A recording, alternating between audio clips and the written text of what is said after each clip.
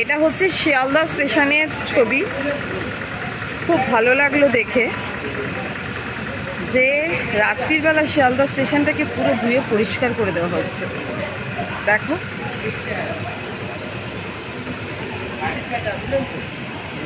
চারদিক ধোয়া হচ্ছে। খুব ভালো লাগলো আমার ব্যাপারটা দেখে। তো আমি ভাবলাম ভিডিওর মাধ্যমে তোমাদের সঙ্গে শেয়ার করি ব্যাপারটা। দেখো পুরো জায়গাগুলো ধোয়া হচ্ছে, খুব সুন্দর।